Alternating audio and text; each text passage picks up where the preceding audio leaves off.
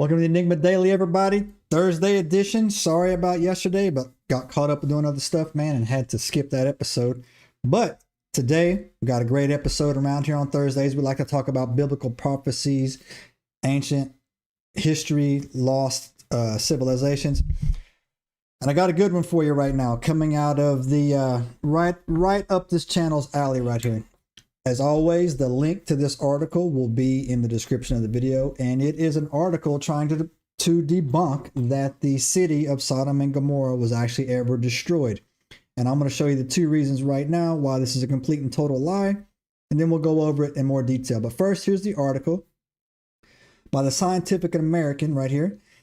Let me spare you the details, because as you read this and you go down to it, you're going to see a few things pop out, right? Outlets from the Smithsonian and the Times in Britain. If you don't know what the Times in Britain is, it's the same thing as the Smithsonian basically here in the United States of America. They take the truth, they hide it, and they lie it. They lie about everything. And as you go down here, here's another thing too. It talks about right here, 666, basically right there, is in the articles. When they said this passed the 6,666 mark, scientific reports, they started to retract it. These people are so pathetic, man. They cannot help but to put their satanic agenda on blast, right? You can go in here and read this article. 100% complete propaganda, 100% complete garbage. It is so poorly written. It makes me think that that they're literally just no way for them to recover from speaking these languages, or these people have to put this in front of our face, right? They have to, right? And when you start seeing how through the lies, then you start noticing the lies more, right? So that's the article. But let me give you the quick background of what they're trying to say, and that way you can go and read the article and you can just be totally laughed at it like I did. But basically they're talking about the story from the Old Testament of the cities of Sodom and Gomorrah, right? If you're not familiar with that, then let me give you a quick background on that. It's actually two cities. People think Sodom and Gomorrah is one city. It's not. It's two different cities. It's the city of Sodom and the city of Gomorrah. And the story begins in Genesis 18, where God reveals to Abraham that he's going to destroy. There's been a large outcry. People are praying hard to God about the evil that's taking place in the cities. And so God has had enough of it, and he determined that the sin was so severe and the corruption was so complete that he was going to destroy these cities. It's the only two cities God ever came to earth himself to oversee the destruction of, right? It's the only one. That's how bad the sin was in this city, right? And Abraham pleads with him, and he says, hey, look, God, if there's 10 people in there that are good, will you spare it? And God said, yes. If you can find 10 good people in that city, I'll spare it. Couldn't be done. So he sends two angels in there to do the, looking for these 10 good people, right? And they only find one. And actually, Lot, some people will debate that Lot wasn't that good as well, but God was doing a service to Abraham just by letting, his son or his nephew leave the city, right? So what happens is when these two angels go into the city, Lot welcomes them into the home, welcomes them into his home. And then word quickly spreads throughout the city that these two angelic beings are staying with Lot. And a group of men show up to Lot's house. They bang on the door, and they demand that he sends these men out so that they could basically have their way with them. And hence where we get the word sodomy today is from the city of Sodom. And so, but it wasn't just that. A lot of other dark things were going on in there. This infuriated the angels to the point where they struck the men and blinded them. And then they told Lot, get you and your family out of this city right now by daybreak, and don't ever look back.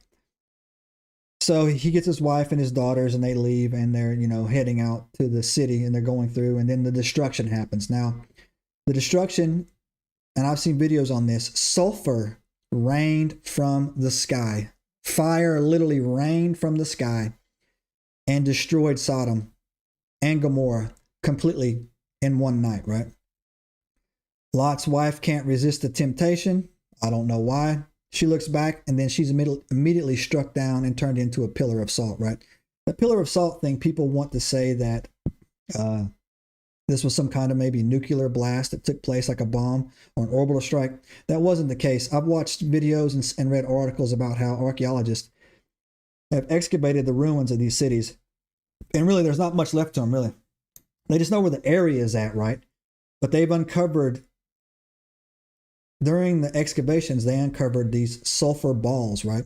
And these sulfur balls were the purest form of sulfur they've ever seen. It was the purest form of sulfur was ever found. So, but when you go into the scriptures, Ezekiel also talks about pride, cruelty, complacency. The New Testament gives you some shapes as well around Jude 1-7. The Sodom and Gomorrah indulged in sexual immorality, which they did, but that was the least of their sins. And they went after strange flesh. Now, the Greek phrasing for that word is actually sarkos heteros. Literally means a different kind of flesh, right? Ancient commentators say they're more than human corruption, and implied the desire in the cities was directed towards beings not like them. There were Nephilim in this city, right? They were animal-human hybrids in this city as well. There was cannibalism going on in these cities. These cities were completely a hellscape, a divulge, a complete sexually immoral, completely just like it was pre-flood, right? And these people were in these cities having sexual relationships with these animal-human hybrid beings that were there. They were eating humans. They were doing homosexual things in there as well. And they were sinning against every manner of flesh possible, to the point that God said they felt that it could not be redeemed, right? And that's why he went on to destroy this city. And it was a very, very stark warning that people should look into as well. And is also, people say that it was a severe example of eternal fire. That's what God, purest form of sulfur, which is rumored to be in the depths of hell, is sulfur, lakes of sulfur fire, right? Came from the sky and rained on it, right? Now, this has happened, completely happened. But what they want to do is they want you to, so the article that proved this at first got major traction. And again, got up to 666,000 reviews on it. And that's when they came out and said, you know what, this didn't happen. They came out with their, debunking tour to tell that, no, this isn't true at all, right?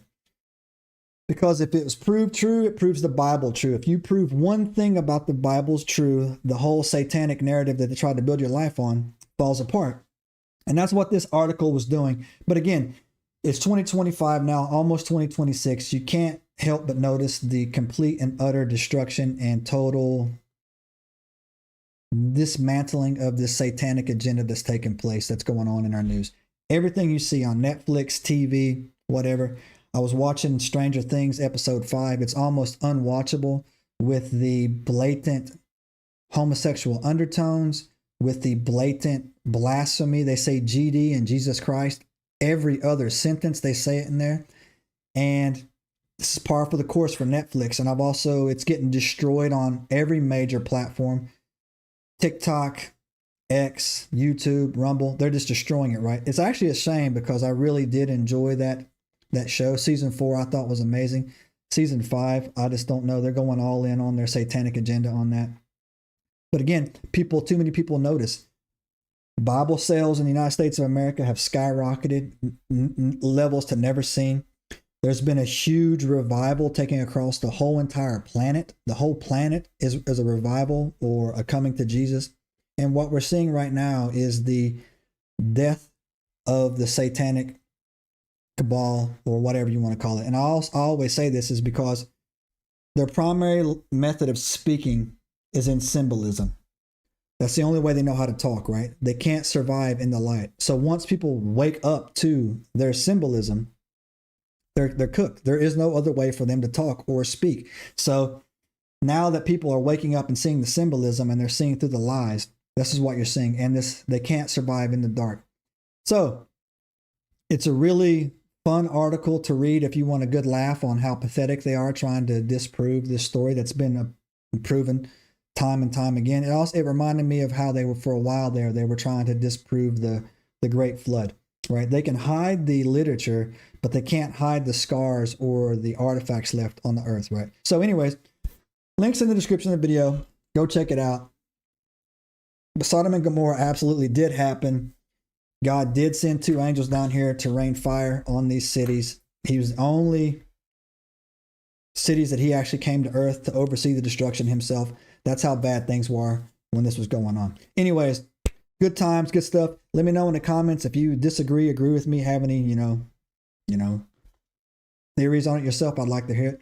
We're a brand new channel. We just broke 50 followers a day. I'm very happy about that. We're the sister channel of the Ancient Enigma Files. I'm wearing that shirt today. That's where we do our long form videos, our talks about, you know, our interview styles over there. If you want to follow us over there and check out our big body of work, you can just go back to the homepage of this YouTube channel. You'll see the, you know, channel up there. Click on that and go subscribe.